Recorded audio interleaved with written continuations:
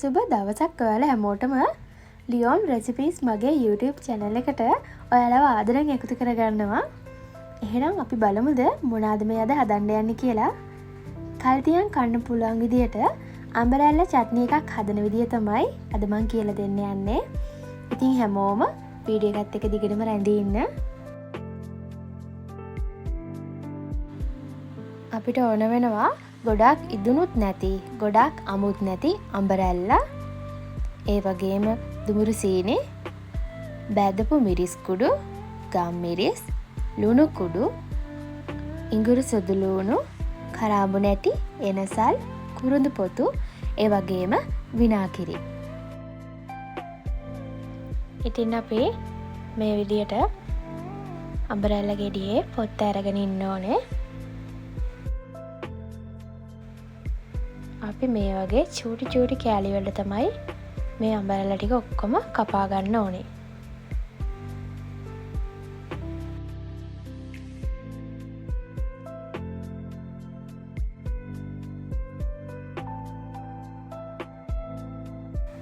අපි අපේ අම්බරැල්ල ටික කපාගෙන ඉවරයි.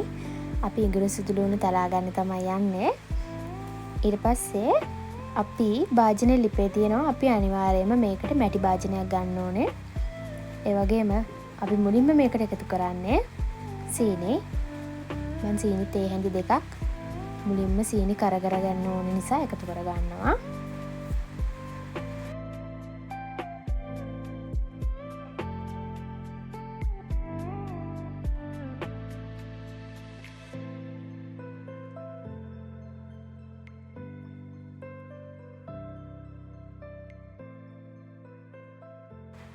මේ විදියට සීනි ටික කර වෙනකොට අපි වතුර කෝප්ප භාගයක් වගේ එකතු කරගන්න ඕනේ.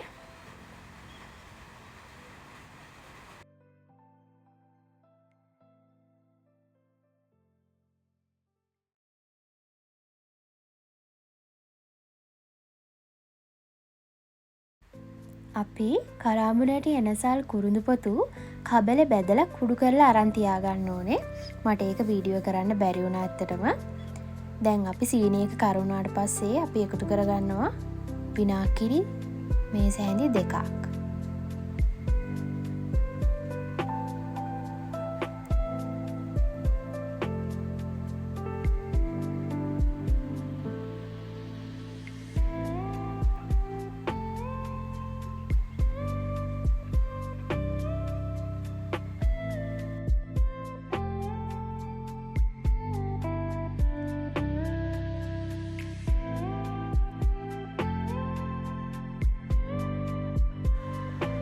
කලින් එකතු කරගත්ත සීනි ටිකයි වතුර ටිකයි හොඳට පැහුණාට පස්සේ අපි ආයෙත් මේකට සීනි ටික එකතු කරගන්නවා.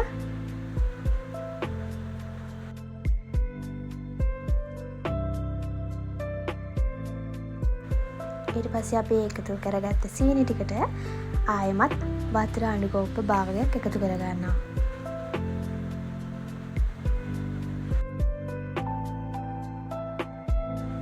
ඉතින් මේ ගානට සීනි ටික කර වුණාට පස්සේ අපි තලාගත්ත ඉඟුරු සුදු ලුණු, ඒ වගේම කබලේ බැදගත්ත එනසල්, කරාඹු නැටි, කුරුඳු පොතු මේ විදියට එකතු කරගන්නවා.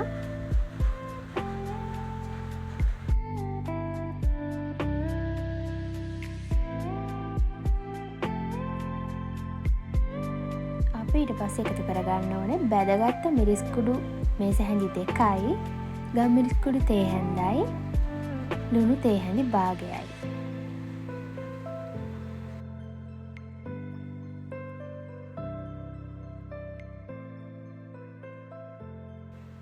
අපි මේ ඔක්කොම එකතු කරගත්තට පස්සේ සීනි ටික මේ විදිහට උතුරනකොට අපි දාගන්නවා අපේ අම්බරැල්ල ටික.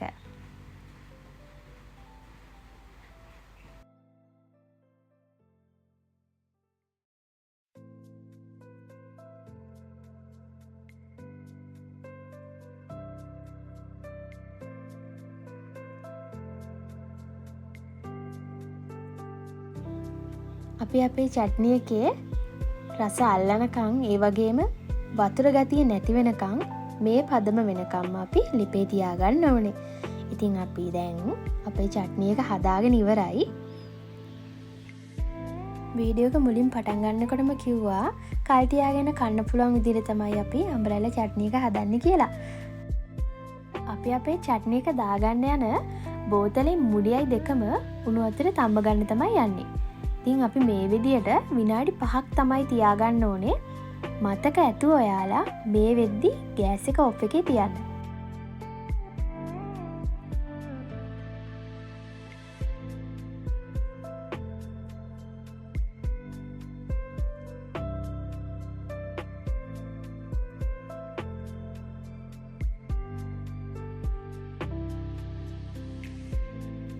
ඉතින් අපි හදාගත්ත චට්නි එක හොඳට නිවුණාට පස්සේ අපි බෝතලයට දාගන්න යන්නේ.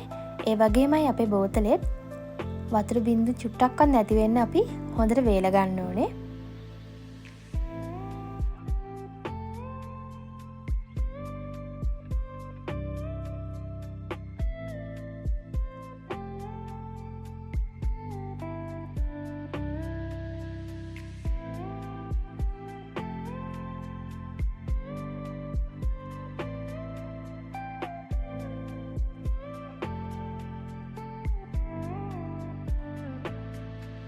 අපි හදාගත්ත චට්නි ටික මේ විදිහට බෝතලයට දාගන්න ඕනේ.